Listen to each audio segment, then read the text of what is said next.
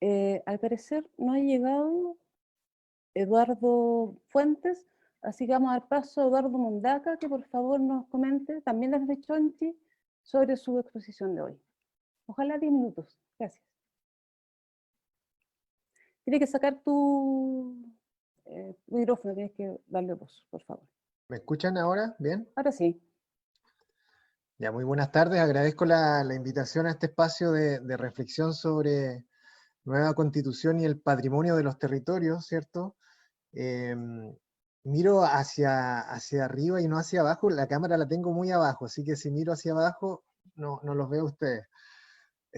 Trataré de dar algunos aportes a la discusión a partir de investigaciones que he venido realizando en mi territorio, en Chiloé, durante estos últimos años, las cuales se enmarcan en una ciencia política crítica y latinoamericana basada en el paradigma descolonial principalmente, y pienso que es una línea de trabajo que puede entregar algunos insumos necesarios para la discusión sobre el patrimonio o la herencia territorial, como yo prefiero llamarle. Esta pequeña charla se llama La soberanía política territorial como condición para una gestión patrimonial descolonial, tema que trataré de ir desenredando a continuación.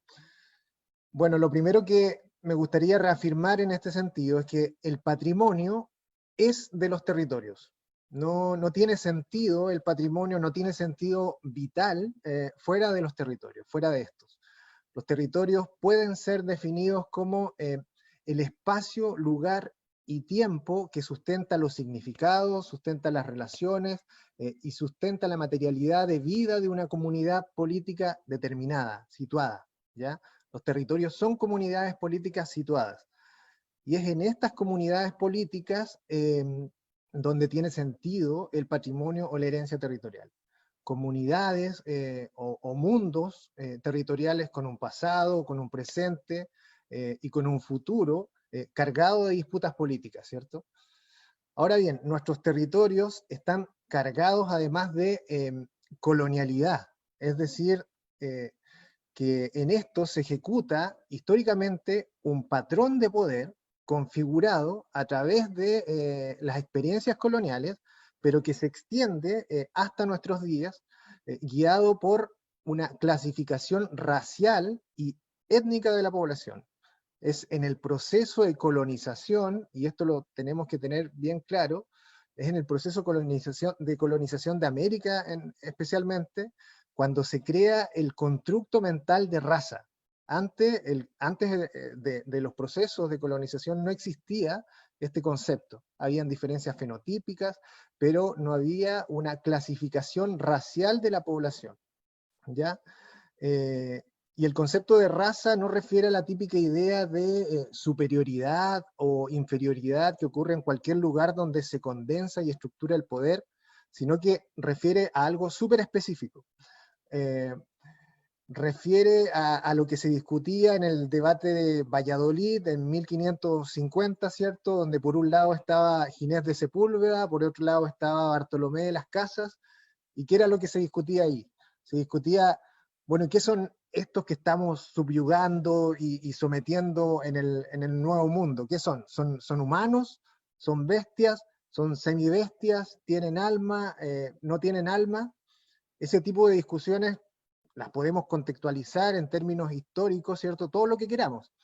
Pero lo que no podemos hacer es negar que van construyendo y reproduciendo un imaginario colonial de ver y ordenar el mundo, de naturalizar a dominadores blancos y dominados indios y negros. Se crea, por tanto, un paradigma civilizatorio con el colonialismo, que luego se reproduce con este patrón colonial de poder hasta nuestros días. Generalmente las lecturas eurocéntricas presentan al colonialismo como un proceso que inauguró un nuevo modelo económico nada más, que es el capitalismo, ¿cierto? No obstante, desde la teoría crítica y descolonial latinoamericana se reafirma que lo que se creó es todo un aparataje civilizatorio de dominación. Es un sistema civilizatorio de dominación cargado de múltiples jerarquías, que contiene el capitalismo, pero también contiene jerarquías epistémicas, jerarquías sexuales, jerarquías de género, religiosas, pedagógicas, médicas, etcétera, etcétera, y que se condensan, ¿cierto?, en nuestros territorios. Lo vemos claramente en nuestros territorios, especialmente cuando cambiamos la geopolítica del conocimiento y nos situamos no en Europa, sino acá. Por ejemplo, una pregunta: ¿una mujer mapuche, huilliche de Chiloé vería solo la expansión o imposición de un modelo económico con la llegada del Imperio Español? ¿No vería otras variables estructurantes para su nueva y violenta experiencia cotidiana? Claramente sí, ¿cierto? Lo que arribó al archipiélago de Chiloé en 1567, que es el año en que se funda Castro y se da inicio a la encomienda, fueron una serie de dispositivos de poder establecidos en tiempo y espacio por hombres, ¿cierto?, europeos, capitalistas, militares, patriarcales, blancos, heterosexuales, ¿cierto?, que son representantes activos de una civilización específica, que se imponía a sangre entre los canales de Chiloé. En efecto, trato de reafirmar que se crea un paradigma civilizatorio y se superpone a todos los demás paradigmas u ontologías territoriales o formas concretas de conocimiento, ¿cierto?, que emergen desde los diferentes territorios o comunidades políticas. Y evidentemente esto atraviesa también a la gestión patrimonial. Por ello hay una manera dualista, cartesiana, moderno-colonial de aproximación muchas veces al patrimonio, donde al igual que la separación sujeto-objeto, mente-cuerpo, sociedad-naturaleza, típicas de este paradigma civilizatorio moderno-colonial, también se despoja del patrimonio al territorio. Se lo despoja del territorio, a eso me refiero. Lo bueno es que hoy en día este patrón colonial de poder está en su momento de más profunda crisis, y es una crisis raigal, y esto básicamente gracias a los diferentes procesos de lucha y reivindicaciones a lo largo del mundo y de nuestros territorios también, ¿cierto? Luchas contra la sobreexplotación de los territorios, luchas contra un Estado-nación o uninacional moderno, ¿cierto?, a través de estas luchas plurinacionales, reivindicaciones etno-raciales, movilizaciones y conquistas por la equidad de género, movilizaciones feministas, LGTBIQ, ¿cierto?, o el reposicionamiento público de una serie de epistemologías, saberes, lenguas, espiritualidades, estéticas, que por siglos han sido extremadamente reprimidas, ¿cierto? Todas estas reivindicaciones empiezan a emerger y empiezan a generar la crisis cada vez más profunda de este paradigma o patrón colonial de poder, ¿cierto? Entonces hay una gran disputa que dar desde los procesos patrimoniales, porque el patrimonio se centra justamente en la memoria larga de nuestros territorios, en sus herencias. Y esas herencias no pueden ser más clasificadas y gestionadas a través de procesos que no consideren una relacionalidad no colonial con el territorio. Eso implica reconocer sus epistemologías, implica reconocer sus formas, sus tiempos, sus formas de gobernanza del patrimonio. Es un poco lo que nos contaba en la charla anterior Fernando. Y es aquí donde llegamos a un tema que se anuncia en el título de mi presentación, que es el tema de la soberanía, ¿ya? Y más en específico a la soberanía política territorial, y más específico aún de la gestión territorial, de la gestión patrimonial, perdón. Y es que los territorios que históricamente se han visto despojados de sus memorias, de sus conocimientos, de sus tradiciones, de sus lenguas, de sus estéticas, etcétera, etcétera, etcétera, tienen una única forma de combatir aquello, a mi parecer, y que es aumentando su poder soberano. Es reafirmándose como territorios o comunidades políticas específicas. Y hablo de soberanía en un sentido absolutamente ampliado, es decir, soberanía no es equivalente a ser independentista, ¿ya? Sino que soberanía es equivalente al derecho del pueblo a decidir, lo cual puede ser una solución federalista, confederalista, independentista, descentralizada, lo que sea, pero es el derecho del pueblo a decidir. Por eso la soberanía es el corazón de la democracia, ¿ya? En términos más teóricos, la soberanía constituye una facultad exclusiva de la comunidad política y refiere a su capacidad para equilibrar la expresión consensuada de su voluntad de vida, ¿ya?, con la necesaria institucionalización de dicha voluntad. Y aquí cabe la pregunta entonces, ¿es soberana la gestión patrimonial en nuestros territorios?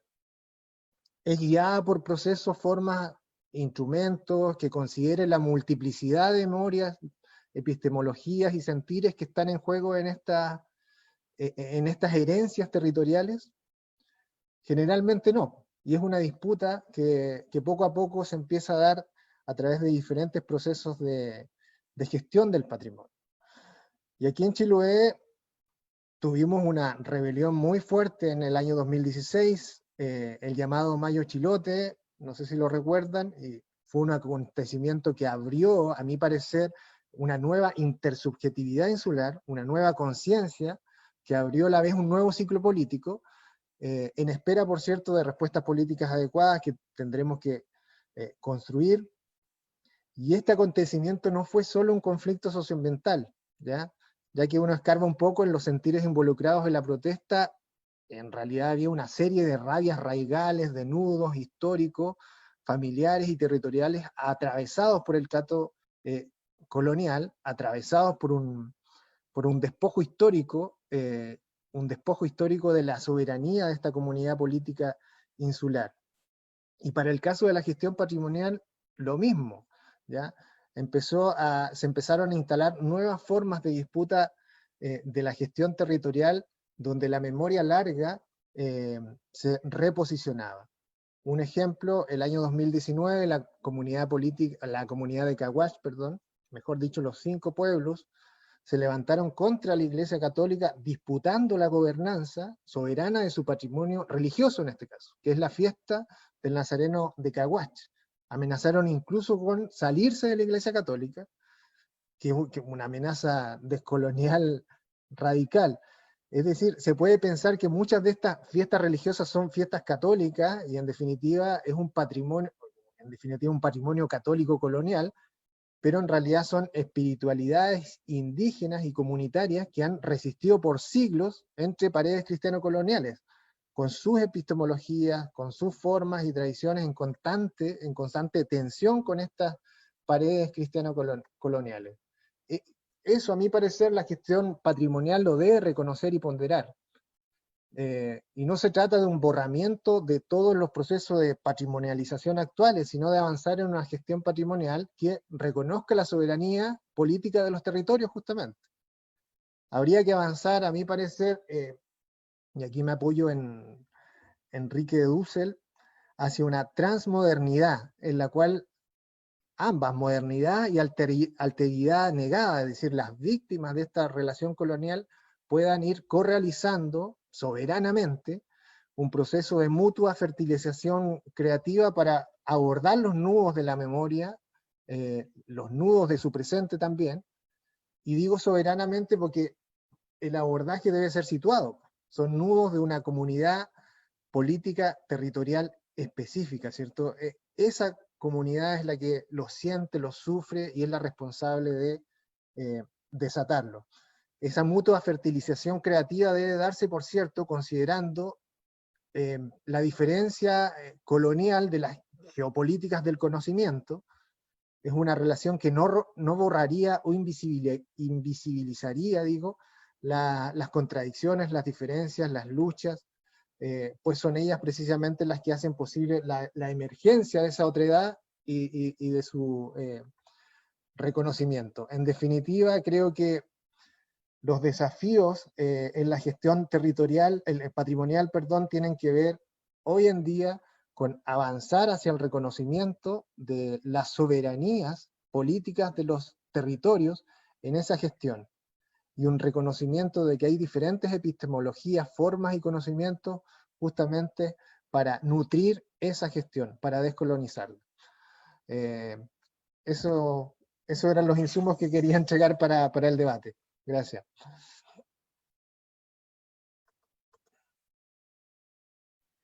Muchas gracias, Eduardo Mundaca, por su exposición. Muy interesante el tema de también incorporar la soberanía, que es un tema que no se habla tanto con política, bueno, con patrimonio cultural, sí con territorio. Es muy interesante, muchas gracias.